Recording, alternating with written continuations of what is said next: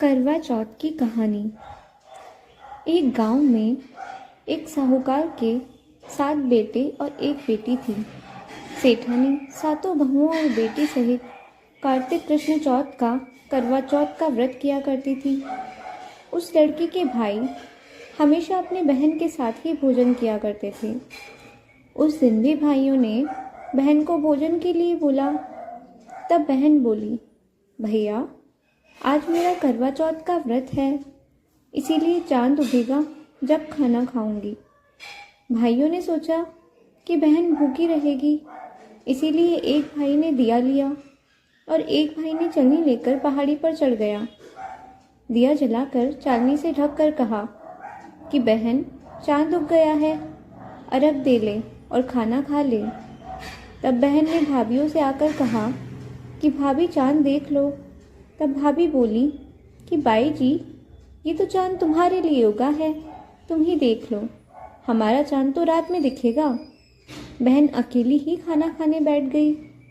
पहले कौर में ही बाल आया और दूसरा कौर खाने लगी तो उसे ससुराल से बुलावा आ गया कि जवाई राजा बहुत बीमार है, सो बहू को जल्दी भेजो। माँ ने जैसे ही कपड़े निकालने के लिए बक्सा खोला, 3 बार ही कभी सफ़ेद, कभी काला, कभी नीले कपड़े ही हाथ में आए। माँ ने एक सोने का सिक्का पल्ले से बांध दिया और कहा कि रास्ते में सबके पैर छूती जाना, जो भी तुझे अमर सुहाग की आशीष देवे उसको ही यह सोने का सिक्का देना और पल्ले में गांठ बांध लेना। रास्ते में सब औरतें भाइयों का सुख देखना की आशीष देती गईं, किसी ने भी सुहाग की आशीष नहीं दी। ससुराल के दरवाजे पर पहुंचने पर पल्ले में सोती हुई जेठुती, जेठ की लड़की, झूल रही थी। उसके पैर छूने लगी तो वह बोली, सील हो सपूती हो, 7 पूत की माँ हो। यह वाक्य सुनते ही उसने जल्दी से सोने का सिक्का निकाल कर उसे दे दिया और पल्ले से गांठ बांध ली।